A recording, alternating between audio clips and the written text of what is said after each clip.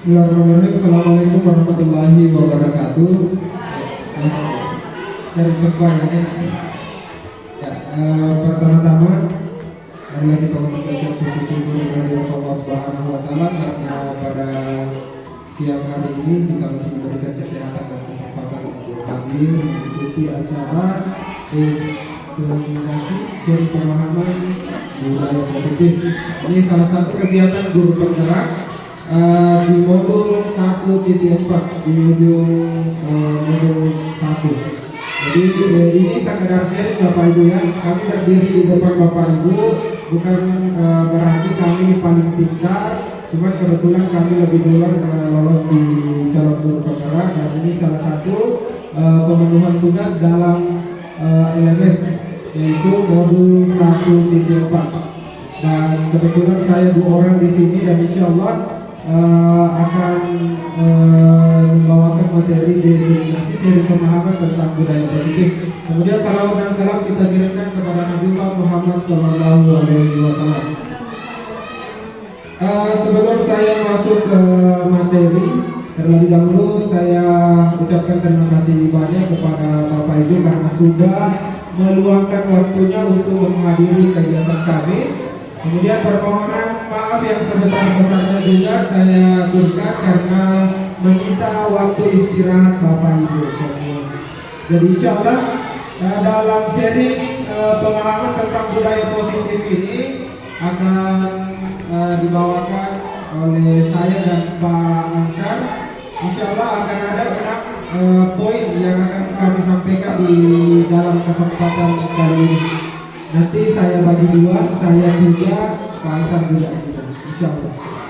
Oke, kita masuk. Jadi di depan Bapak Ibu sudah melihat pembuka di sini ada diseminasi sharing pemahaman budaya positif. Jadi ini adalah salah satu materi yang ada di pendidikan guru penggerak.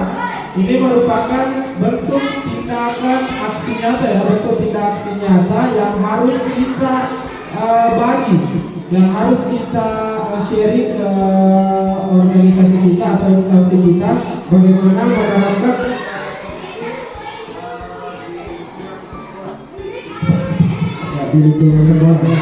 Oke, next lanjut. Nah, slide pertama itu ada koneksi antar materi dengan budaya positif. Jadi ini adalah koneksi antar materi mulai dari modul 1.1. Jadi di modul 1 di guru penggerak itu ada 4 materinya. Jadi mulai dari modul 1.1 itu materinya filosofi pendidikan nasional serta Ki Hajar Dewantara. Kemudian modul 1.2 nilai dan peran guru penggerak. Kemudian yang ketiga visi guru penggerak. Dan terakhir itu adalah yang saya laksanakan saat ini adalah tentang budaya positif. Nah, terkait dengan refleksi filosofi Ki Hajar Dewantara, ini mengajarkan bagaimana budaya positif di sekolah merupakan upaya pencapaian tujuan pendidikan nasional sesuai filosofi Ki Hajar Dewantara. Pendidikan yang berpihak pada murid. Jadi di modul 1.1 ini adalah keberpihakan guru kepada murid. Itu yang dibahas di modul 1.1.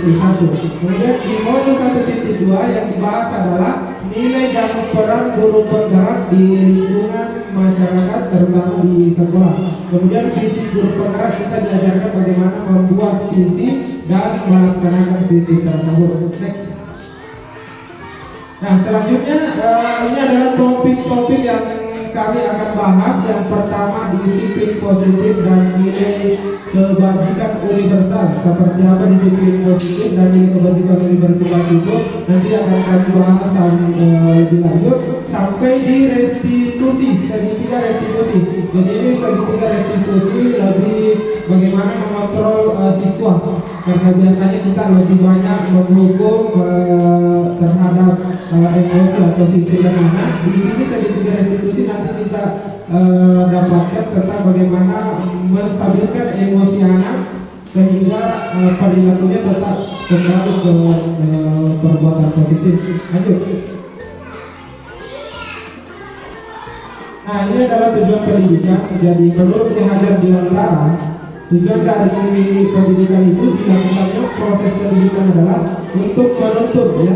Jadi ini lebih menuntut segala kekuatan kodrat yang ada pada anak. Jadi ini sudah didapatkan oleh Bapak Ibu di PMR juga. Bagaimana filosofi belajar di antara itu dari menuntut segala kekuatan kodrat yang ada pada anak-anak itu, agar mereka sebagai manusia dan anggota masyarakat dapat mencapai keselamatan dan kebahagiaan yang setinggi-tingginya. Oleh sebab itu pendidikan itu hanya dapat menuntut atau hidupnya kekuatan kodrat yang ada pada anak agar dapat memperbaiki hatinya, bukan dasarnya. Jadi intinya di sini. Jadi kita sebagai guru hanya bisa menuntut anak itu memperbaiki hatinya saja, tidak bisa merubah dasar anak, karena dasar anak itu memang terbawa dari lahir. Jadi kita hanya bisa menuntut. Lanjut. Nah, yang pertama topik 1, disiplin positif dan nilai-nilai kebajikan universal. Lanjut. Perubahan paradigma. Nah, sebelum kita bahas lebih lanjut, saya mau ajak Bapak Ibu bertanya sebentar. Ini tentang paradigma kepalan tangan. Bahwa paradigma kepalan tangan itu sebenarnya siapa sih yang bisa mengontrol diri kita? Sebenarnya apakah kita bisa mengontrol orang lain atau hanya orang lain itu yang bisa mengontrol dirinya sendiri? Nah, kita coba bermain dengan teman-teman yang ada di samping kita. Satu orang yang berfungsi sebagai menggenggam sesuatu. Di sini ada A dan B. Ambillah secari kertas kecil, tuliskan benda atau sesuatu yang sangat berharga untuk Anda. Kalau tidak ada secari kertas, bisa sesuatu yang ada di diri kita yang paling berharga menurut kita ya. Apakah itu barang atau dan lain sebagainya. Kemudian teman Anda akan mencoba dengan sekuat tenaga memberikan benda tersebut. Jadi teman Anda akan meminta Anda untuk memberikan benda tersebut. Teman Anda bisa membujuk, mengancam, menghardik, merayu, menyuap atau apa saja agar dapat membuka kepala tangan Anda. Jadi caranya satu orang berfungsi sebagai penggenggam, satu orang sebagai pemujuk. Jadi yang menggenggam barang ini atau sesuatu itu nanti dibujuk oleh si pemujuk supaya membuka kepala tangan atau memperlihatkan sesuatu yang ada di dalam genggaman tersebut. Nah, apakah orang tersebut bisa mengontrol diri Anda atau bagaimana? Nanti kita buktikan.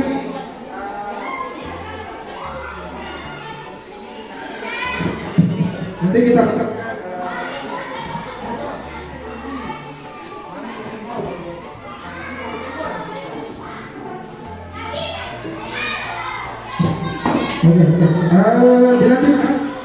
Saya kasih waktu sekitar 2 menit lah. Boleh diambil sesuatu, apakah itu barang atau apakah yang jelas menurut saya paling berharga. Bisa yang satunya menggenggam, yang satunya mencoba membuka genggaman Bapak Ibu.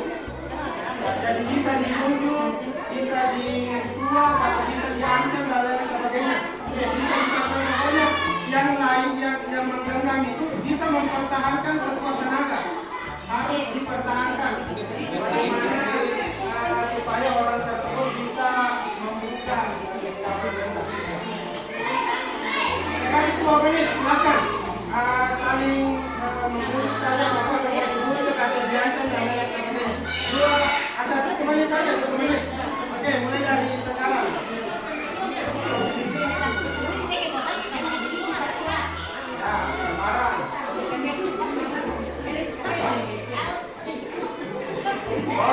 Boleh dibujuk, boleh di apa saja kata mutiara lah.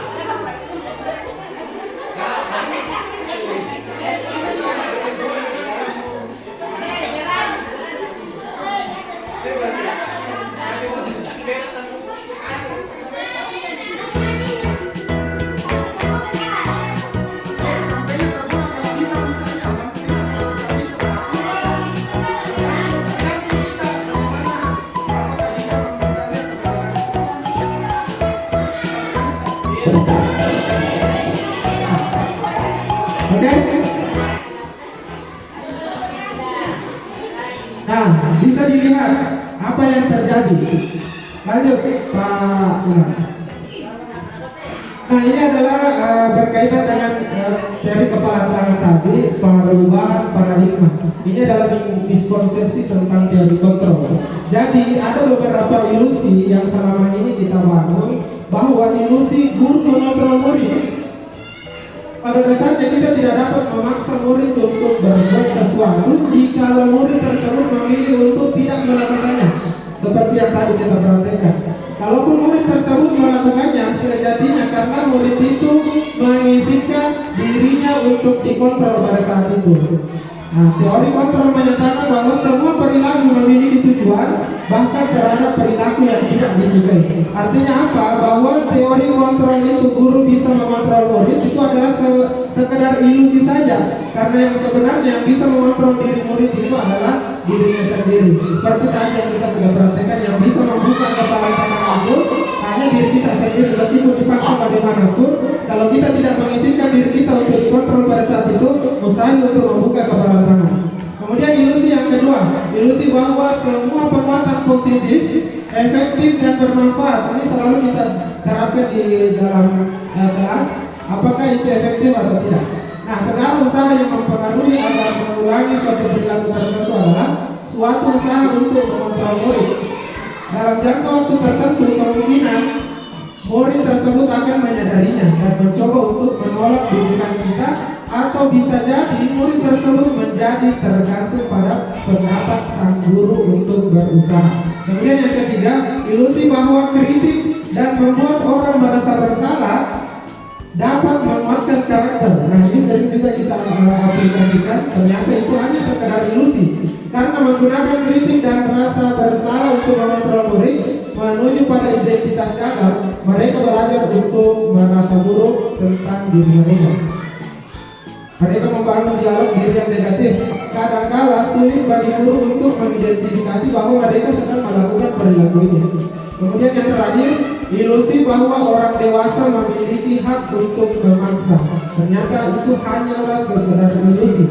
Banyak orang dewasa percaya bahwa mereka memiliki tanggung jawab untuk membuat murid-murid berbuat hal-hal tertentu.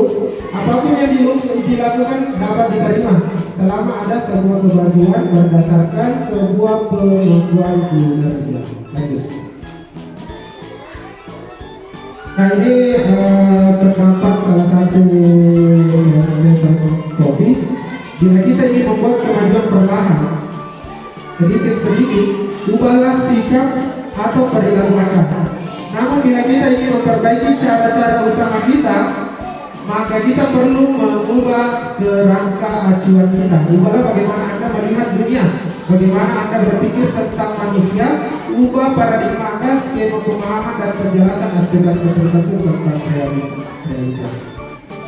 Nah, ini adalah stimulus respon atau teori kontrol. Bagaimana stimulus antara stimulus respon dan teori kontrol. Kita coba kita lihat di sini. Kita mencoba lihat salah satu contoh, misalnya stimulus respon. Kita mencoba mengubah orang agar berpandangan sama dengan kita. Kita berpikiran seperti itu. Ternyata di teori kontrol atau pilihan, kita hanya bisa berusaha memahami pandangan orang lain tentang dunia. Di teori kontrolnya begitu. Kemudian perilaku buruk dilihat sebagai satu kesalahan. Nah, selama ini ketika ada murid yang bersalah, kita hanya melihat bahwa perilaku murid itu adalah sebuah kesalahan. Ternyata di teori kontrol, semua perilaku itu memiliki tujuan. Kemudian orang lain bisa mengontrol saya, hanya Anda yang bisa mengontrol diri Anda. Saya bisa mengontrol orang lain, Anda tidak bisa mengontrol orang lain. Ini di teori kontrolnya. Pemaksaan ada pada saat bujukan gagal. Kolaborasi dan konsensus menciptakan pilihan-pilihan baru. Kemudian model berpikir menang kalah, model berpikir menang-menang. Jadi ini antara stimulus respon dan teori kontrol. Kemudian makna kata disiplin. Belajar tentang disiplin positif tidak harus dengan memberikan hukuman. Justru itu adalah salah satu alternatif terakhir, dan kalau perlu tidak digunakan sama sekali. Itu makna kata disiplin. berasal dari bahasa Latin yang artinya belajar. Nah, untuk makna kata disiplin saya kira sudah dipahami semua, lanjut saja. Nilai-nilai kebajikan universal. Nah, ini yang dimaksud dengan nilai-nilai kebajikan universal. Setiap perbuatan memiliki tujuan, itu menurut Dr. William. Beberapa institusi atau organisasi pendidikan telah memiliki nilai-nilai kebajikan yang dikaji dan sepakati bersama, antara lain yang pertama itu profil pelajar Pancasila dan segala urutan yang ada di bawahnya. Nah, nilai-nilai kebajikan yang diinginkan untuk dicapai oleh seluruh anak-anak Indonesia adalah bagaimana yang termaktub dalam dimensi profil pelajar Pancasila, di mana beriman bertakwa, mandiri, bernalar kritis, berkebinekaan global, bergotong royong, dan terakhir adalah kreatif. Lanjut. Nah, kita masuk di topik kedua. Teori motivasi, hukuman dan penghargaan serta restitusi. Nah, di topik kedua ini saya ingin mengajak Bapak Ibu bahwa ini akan lebih lebih ke pengakuan dosa selama ini. Kadang selama ini ketika kita mengajar untuk membangkitkan motivasi siswa itu, kadang kita memberikan yang namanya reward atau penghargaan. Ternyata di dalam teori motivasi perilaku manusia itu adalah penghukuman yang sifatnya penghargaan. Yang pertama, untuk menghindari ketidaknyamanan atau hukuman. Ini teori motivasi perilaku, bagaimana motivasi orang itu berubah. Apakah karena yang pertama motivasi muncul dari luar? Biasanya contohnya seperti ini. Biasanya ketika kita ingin ketika kita datang ke sekolah dengan tepat waktu, apakah dengan kedatangan itu muncul dari dalam diri kita? Apakah karena ingin dipuji, apakah karena takut dihukum atau dilihat pengawas bilang terlambat, atau apakah memang itu muncul dari dalam diri kita ingin merubah diri kita lebih positif lagi? Yang pertama, untuk menghindari ketidaknyamanan atau hukuman, itu biasanya yang mendasari perubahan yang ada di dalam diri kita. Kemudian yang kedua, untuk mendapatkan imbalan atau penghargaan dari orang lain, itu termasuk ke dalam motivasi eksternal. Dan yang kita harapkan di sini adalah bagaimana anak-anak itu berubah, muncul dari dalam dirinya sendiri atau motivasi eksternal untuk menjadi orang yang mereka inginkan dan menghargai diri sendiri dengan nilai-nilai yang mereka percaya. Saya akan menjadi orang apa, ya, menjadi orang yang seperti apa bila saya melakukannya. Lanjut. Dan itu tadi yang terakhir adalah tujuan disiplin positif. Kemudian dihukum oleh penghargaan. Nah, itu biasanya kita lakukan di dalam kelas terhadap kita memberikan sebuah reward atau penghargaan kepada siswa, dan ternyata itu merupakan hukuman. Kok bisa? Nah, kita bisa lihat di atas bahwa penghargaan berlaku sama dengan hukuman. Jadi sejalan di antara penghargaan dan hukuman. Dalam artian bahwa meminta atau menuntut seseorang melakukan sesuatu untuk memenuhi suatu tujuan tertentu dari orang yang meminta atau membujuk, dorongannya eksternal, dan akan ada faktor ketergantungan. Beberapa dampak dari pemberian penghargaan itu ada beberapa. Yang pertama, pengaruh jangka pendek dan jangka panjang. Jadi kalau biasanya kita memberikan penghargaan kepada siswa itu pengaruhnya hanya jangka pendek, berubahnya tidak bisa berkesinambungan. Dan sering kita dapati ketika tidak ada reward diperhadapkan kepada siswa, biasanya mereka menagih. Pak, ada hadiah lagi kan? Pak, ada penghargaan lagi kan? Nah, kemudian yang kedua, penghargaan tidak efektif. Ketika penghargaan merusak hubungan. Seperti apa penghargaan merusak hubungan? Biasanya terjadi ketika anak-anak yang kita berikan penghargaan itu, biasanya orang-orang atau anak-anak yang tidak mendapatkan penghargaan itu akan merasa terkecilkan dari orang-orang yang mendapatkan penghargaan. Artinya merusak hubungan. Kemudian penghargaan mengurangi ketepatan. Yang kelima, penghargaan menurunkan kualitas. Biasanya anak-anak kalau sudah tergantungan dengan penghargaan, biasanya mereka ingin meningkatkan prestasinya kalau ada penghargaan. Tapi kalau tidak ada, mereka justru semangatnya biasanya turun. Kemudian yang keenam, penghargaan mematikan kreativitas. Kemudian penghargaan menghukum, dan 8 penghargaan mengurangi motivasi dari dalam diri. Karena sebetulnya bagaimana kita mengharapkan anak-anak itu bisa semangat belajar, bisa berubah ke lebih positif, karena mereka ingin berubah dirinya sendiri, artinya muncul dari dalam dirinya. Lanjut. Pengakuan atau apresiasi kebajikan. Ini bentuk program kebajikan bagaimana sebenarnya ketika ada anak-anak yang berprestasi. Ini bisa menjadi rujukan bagi Bapak Ibu ketika ada anak-anak yang berprestasi di dalam kelas. Contoh pengakuan atau apresiasi kebajikan. Pembukanya, kemarin saya perhatikan nilai kebajikannya, rasa empati besar sekali. Situasi pada saat menolong murid di kelas itu. Contoh yang lainnya, saya menghargai kepedulianmu pada saat kamu membantu teman-temanmu di tugas kelompok. Terima kasih untuk rasa tanggung jawabmu pada saat kamu memungut kertas-kertas yang berserakan di lantai. Ini bisa menjadi rujukan ketika ada misalnya anak-anak yang berperilaku positif di lingkungan kita atau di kelas kita. Nah, kita coba berimajinasi. Ini ada beberapa tindakan guru. Apakah itu berupa hukuman atau konsekuensi? Bisa dijawab bersama-sama sambil saya bacakan. Yang pertama, mencatat 100 kali di dalam buku kalimat.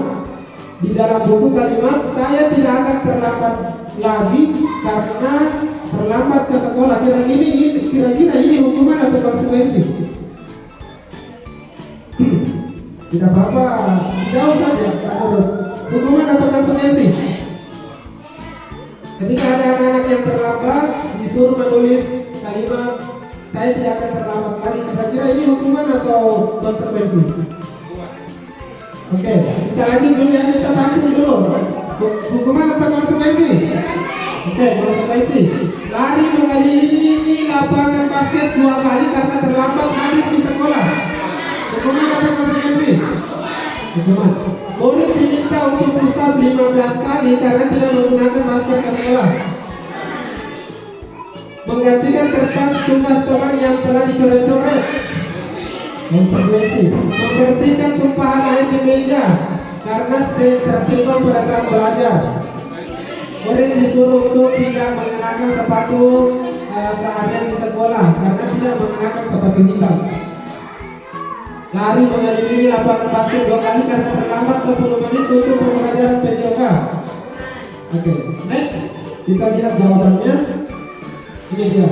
Ternyata jawaban tadi itu ada yang karena hukuman dan konsekuensi itu memiliki pengertian yang berbeda. Mungkin selama ini kita anggap sama, tapi ternyata berbeda. Oke, lanjut. Perbedaan hukuman dan konsekuensi. Nah, kita lihat perbedaannya.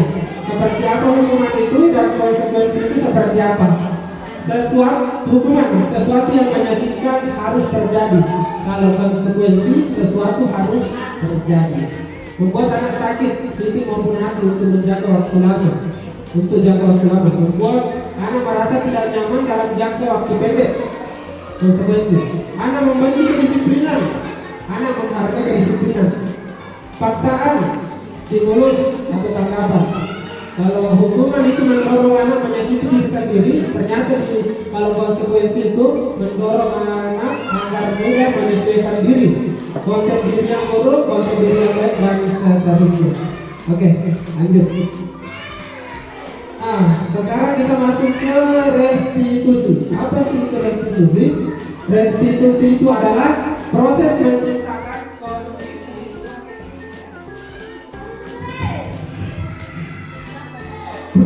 Ya, restitusi adalah proses menciptakan kondisi bagi murid untuk memperbaiki kesalahan mereka, sehingga mereka bisa kembali pada kelompok mereka dengan karakter yang lebih kuat. Ini perbedaan restitusi dengan hukuman tadi. 9 ciri-ciri restitusi. Yang pertama, bukan untuk menebus kesalahan, namun untuk belajar dari kesalahan. Yang kedua, memperbaiki hubungan. Yang ketiga, tawaran bukan paksaan. Sampai nomor 9, restitusi mengembalikan murid yang berbuat salah pada kelompoknya. Ya, lanjut. Ini identitas gagal menuju identitas sukses. Identitas gagal itu dia fokusnya ke hubungan. Jadi ketika kita memberikan hubungan kepada siswa, jadi dia masuk di ranah identitas gagal. Nah, kemudian untuk identitas sukses, dia pendisiplinannya menggunakan konsekuensi dan restitusi. Contoh, identitas gagal itu berupa hubungan. Sesuatu yang menjadikan harus terjadi, kalau konsekuensi tadi sesuatu harus terjadi, kemudian di restitusi itu merupakan pilihan. Karena biasanya kalau kita menerapkan restitusi, dan ini sudah saya perhatikan kemarin, itu anak-anak diberikan sebuah pilihan. Kita akan nyaman untuk beri tanah jangka waktu panjang. Kemudian restitusi menguatkan untuk murid dalam jangka waktu panjang. Kemudian bisa dilihat di identitas sukses, korban mendapatkan ganti, murid anak mendapatkan penguatan, masalah terpecahkan. Biasanya kalau berupa hubungan itu murid akan merasa tersakiti. Ketika kita menerapkan restitusi, maka murid akan mendapatkan penguatan dan masalah terpecahkan. Topik ketiga, keyakinan kelas. Lanjut. Mengapa tidak peraturan saja? Mengapa harus keyakinan kelas? Kira-kira mengapa harus peraturan? Kenapa bukan keyakinan? Dan ternyata mengapa kita memiliki peraturan-peraturan? Yang pertama, harus menggunakan helm bila mengendarai kendaraan roda 2. Itu contoh ya. 3M, menggunakan masker, mencuci tangan dan menjaga anak. Harus datang tepat waktu pada saat mengikuti peraturan. Untuk mendukung motivasi prinsip kembali dari nilai keyakinan atau lebih menggerakkan seseorang dibandingkan mengikuti serangkaian peraturan-peraturan. Okay. Budaya positif, lingkungan positif, keyakinan kelas, dan peraturan kelas. Jadi ini lingkaran dimensinya ya, untuk mendapatkan peraturan kelas itu dari peraturan kelas menjadi keyakinan kelas, dari keyakinan kelas diubah ke lingkungan positif, dan akhirnya melahirkan budaya positif. Jadi itu bagiannya, keyakinan kelas seperti itu melahirkan budaya positif. Sekarang saya tanya, yang mana merupakan keyakinan kelas di template yang ada di antara hijau dan putih ini? Kira-kira yang mana merupakan kesepakatan apa keyakinan kelas? Yang kanan atau kiri? Yang mana merupakan keyakinan kelas? Hijau atau putih?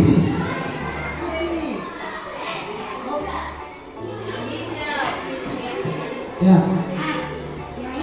Hijau atau putih? Datang tepat waktu, mengucapkan salam, menjaga kebersihan sekolah, berdoa kepada konstitusi kegiatan aktif dalam pembelajaran. Dan ternyata yang menjadi keyakinan kelas di sini adalah template yang ada di sebelah kanan atau yang warna putih, di mana isinya kami guru dan murid yang saling melayani. Jadi dia ada nilai-nilai kebajikan universalnya. Contohnya saling menyayangi, itu merupakan nilai-nilai kebajikan universal.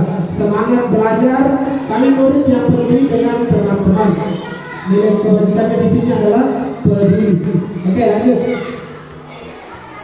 Nah, ini perbedaan antara peraturan dan keyakinan kelas. Untuk peraturan selalu kembalikan buku ke tempatnya. Itu keyakinan kelasnya berbunyi tanggung jawab. Jadi kita selalu menghadirkan nilai-nilai kebajikan universal di dalam keyakinan kelas. Dilarang mengganggu orang lain. Keyakinan kelasnya adalah menghormati orang lain dan seterusnya. Lanjut. Topik keempat, kebutuhan dasar manusia dan dunia berkualitas. Insya Allah akan dilanjutkan oleh Pak Hasan. Dengan ini saya bersilakan.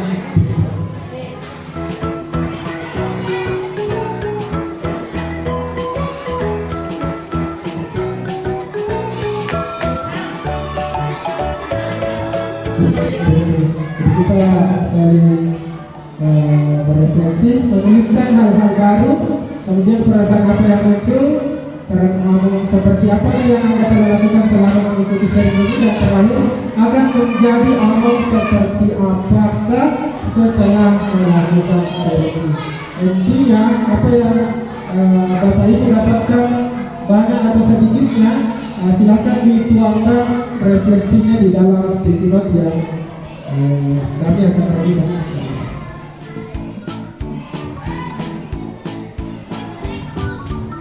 Ya, bisa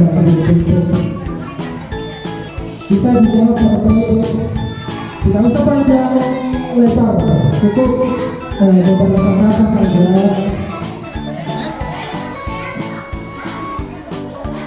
Ini belum pendek.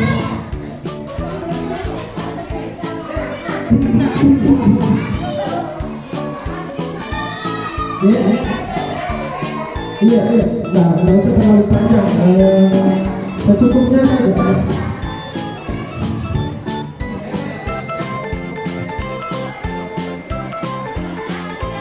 Terlalu salah, boleh anonim saja.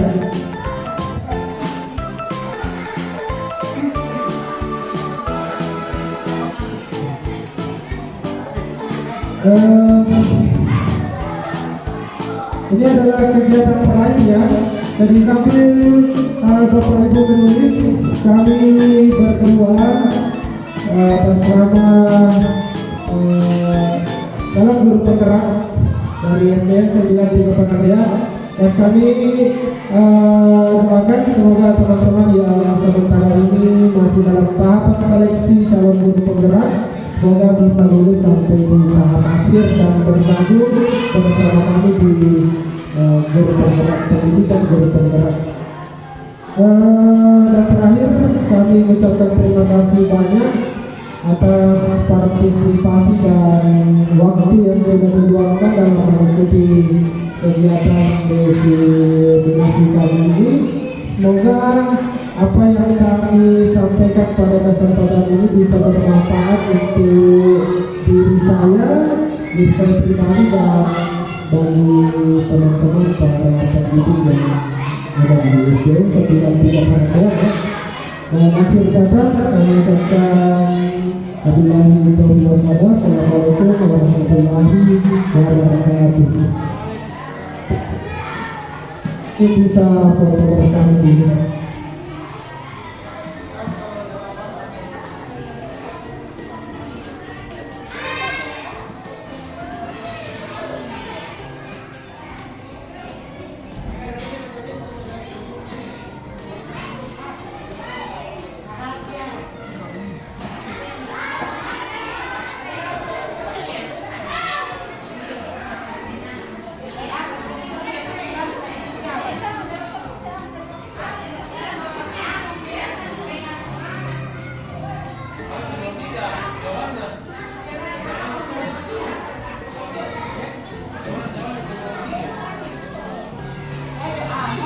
Nomor 3, pertanyaan awal seperti apakah yang Anda telah melakukan selama mengikuti sharing ini? Maksudnya selama kita menjadi guru pernah ngomong apa yang pernah dilakukan?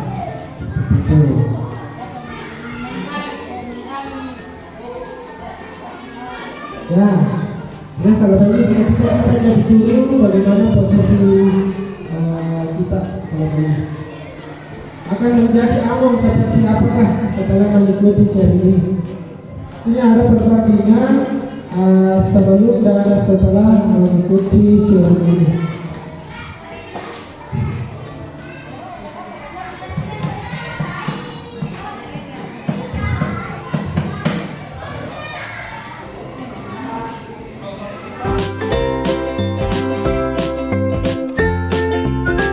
Selamat pagi. Luar biasa, tetap sehat, tetap semangat. Oke, sesuai yang saya instruksikan tadi, bahwa hari ini kita akan membuat keyakinan kelas ya. Sebentar Pak Guru akan bagikan sticky note ini. Nanti kalian isi sesuai dengan apa yang ada di benak kalian. Contoh, dalam keyakinan kalian, keyakinan kelas, kalian menginginkan setiap pembelajaran PJOK semua harus memakai seragam olahraga. Kenapa pramuka? Oke. Nizam, perbaiki duduknya Nizam. Oke. Misalnya, setiap pembelajaran PJOK saya mau semua siswa itu hadir tepat waktu. Ya. Misalnya, setiap pembelajaran PJOK semua siswa harus menghargai temannya. Tidak boleh saling mengejek. Tidak boleh mengganggu teman. Saya bagikan sticky note ini, kalian menulis satu keyakinan kalian yang ingin kalian sepakati atau yang ada di benak kalian. Misalnya, nanti keyakinan kelas yang kalian sudah tulis akan ditempelkan di papan tulis. Silahkan dikelompokkan sebentar ya. Untuk warna pink itu khusus untuk perempuan dan warna hijau untuk laki-laki. Jadi nanti saya buatkan di depan, di mana mau ditempel.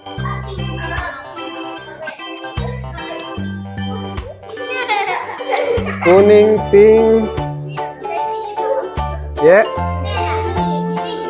Udah melengket memang itu satu, karena dia kasih tadi.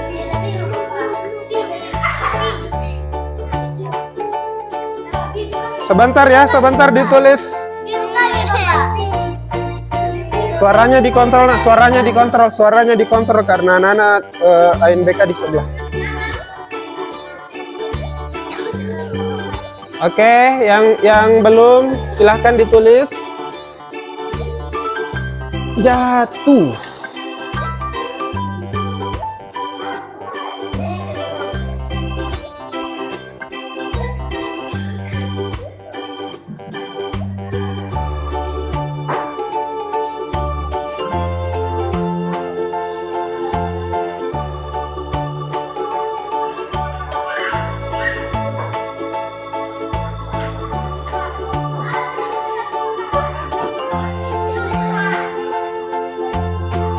Laki-lakinya sudah? Sini.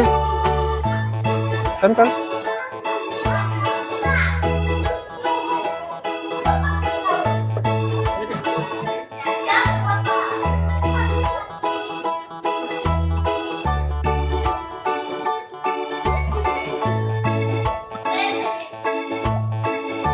Ya.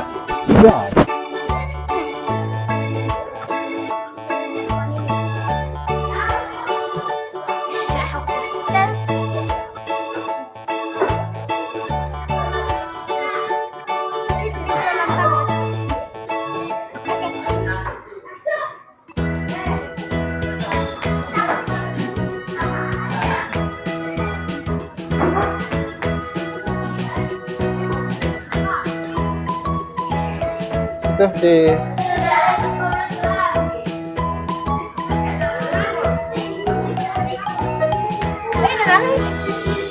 tidak melengket ya, coba dibawa ini.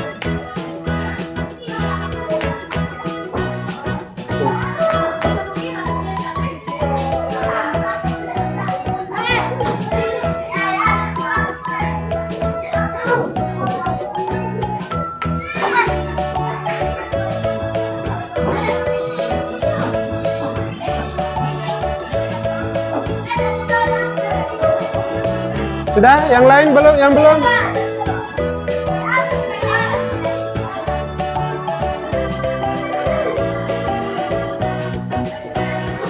Di sini aja, sini aja.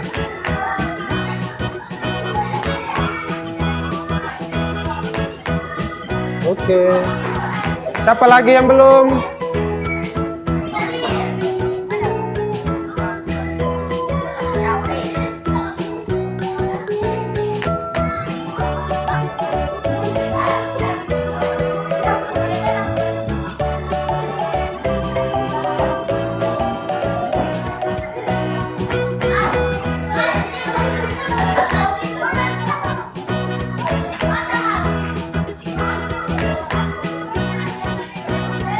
Laki-laki 1, 2, 3, 4, 5, 6, 7. Siapa lagi yang belum?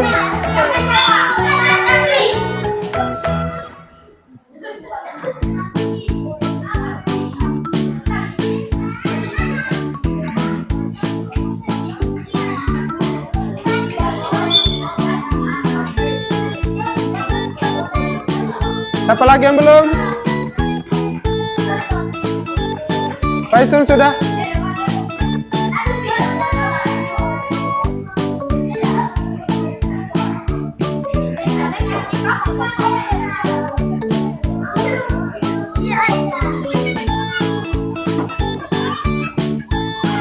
Lanjut. Setiap pelajaran PJOK tidak boleh makan.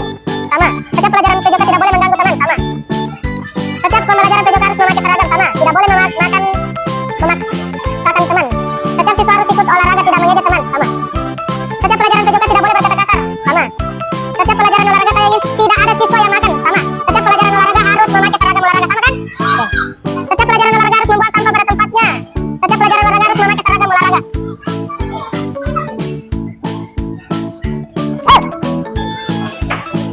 Buang sampah pada tempatnya. Sama. Harus memakai seragam. Sama. Kita lanjut. Sama siswa harus mengikuti guys. Bapak Ibu Guru dilarang makan di dalam kelas. Sama. Setiap pembelajaran PJOK harus memakai baju olahraga. Setiap pelajaran PJOK tidak boleh terlambat. Tidak boleh makan dalam kelas. Setiap pelajaran PJOK tidak boleh memotong pembicaraan guru. Sama. Setiap mata pelajaran olahraga tidak boleh menggunakan seragam yang lain selain seragam olahraga.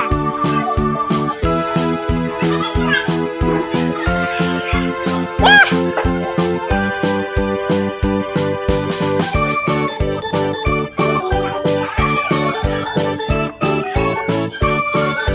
Lagi, setiap pembelajaran tidak boleh makan. Sama. Tidak boleh makan di kelas. Dilarang membuang sampah sembarangan. Dilarang mengganggu teman saat belajar. Tidak memakai baju lain selain olahraga. Tidak makan dalam kelas. Sama. Kelas tidak boleh ribut. Tidak boleh ribut. Setiap pembelajaran olahraga tidak boleh menggunakan seragam yang apa? Tidak boleh membuang sampah sembarangan. Tidak boleh makan saat belajar. Tidak boleh memotong pembicaraan guru. Oke, kita lihat ya. 1, 2, 3, 4, 5, 6, 7, 8, 9, 10. Ada 10 keyakinan kelas yang kita sudah simpulkan, yang sudah kita perkecil, yang sudah kita filter. Sekarang kita ubah ke kalimat positif. Ya, contohnya tadi. Dilarang membuang sampah sembarangan. Itu kan kalimat negatif. Sekarang kita mau ubah ke kalimat positif. Apa contohnya? Tadi kan dilarang membuang sampah sembarangan. Kalimat positifnya apa? Membuang sampah pada tempatnya. Oke.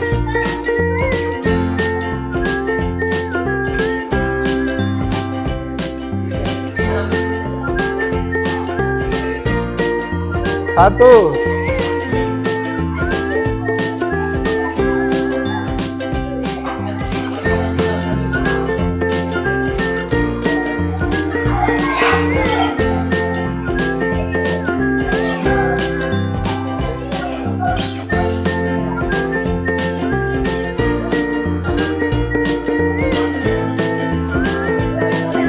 Sekarang yang kedua. Setiap pelajaran olahraga harus memakai baju olahraga. Diwajibkan memakai seragam olahraga. Sepakat?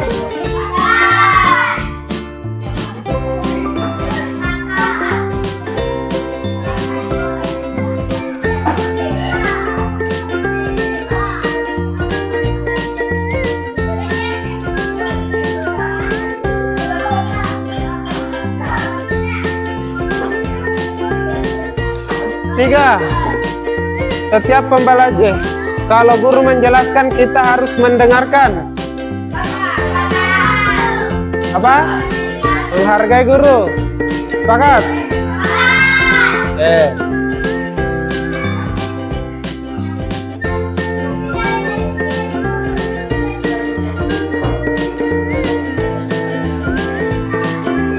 Empat,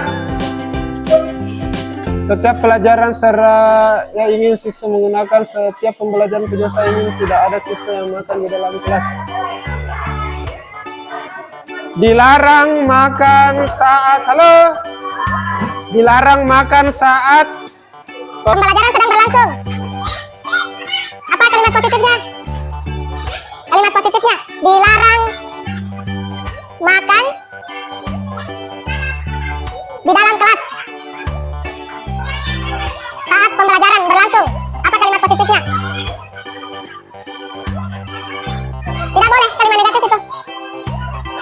Terlanjutkan tidak boleh. Halo. Halo. Oke, kita rubah ke kalimat negatif. Dilarang makan saat pelajaran berlangsung. Makan di saat jam istirahat.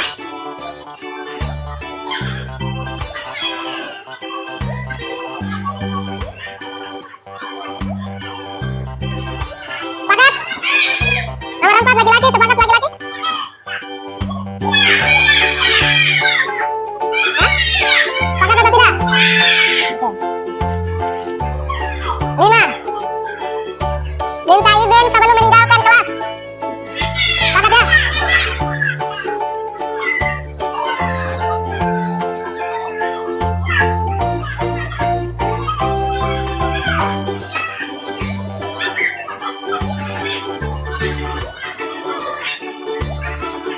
Enam. Tidak boleh makan saat pelajaran sportif dalam setiap games. Sepakat? Sportif dalam setiap games.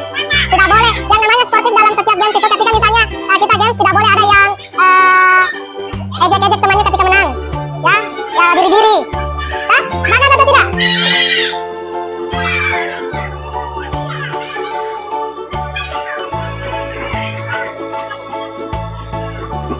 Tujuh. Wajib ikut pelajaran PJOK, tidak boleh bolos pelajaran, tidak boleh melepas diri dokumen. Tidak boleh bolos pelajaran. Yang bilang tidak harus ada alasannya, kenapa tidak? Tidak boleh bolos, kalimat positifnya apa? Harus bolos. Itu parah, itu bukan kalimat positif itu. Tidak bolos, tidak bolos. Kalimat negatif, kalimat positifnya apa?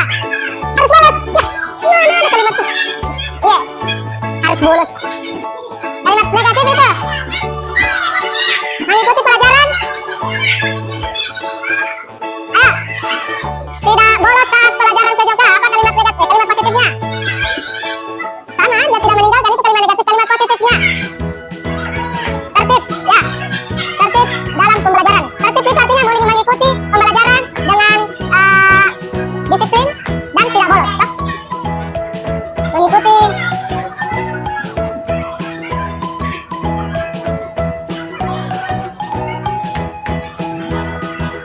8.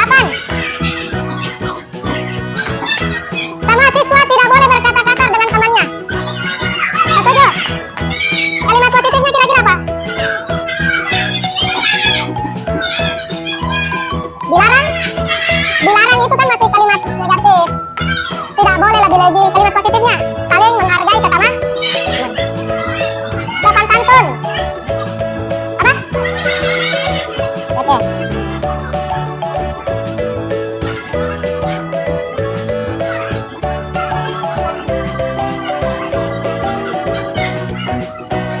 Sembilan.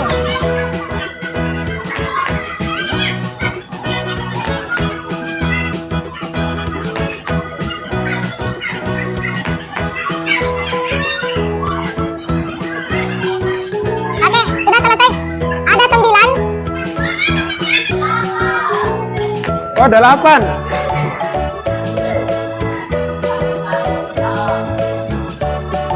Ada 8. Halo. Ada 8 keyakinan kalian, keyakinan kelas saat pembelajaran PJOK sudah kita sepakati. Saya tanya terlebih dahulu. Dari 9 poin ini kalian sepakat sama enggak? Sepakat? Kalau kalian sepakat, kita harus buat hitam di atas putih.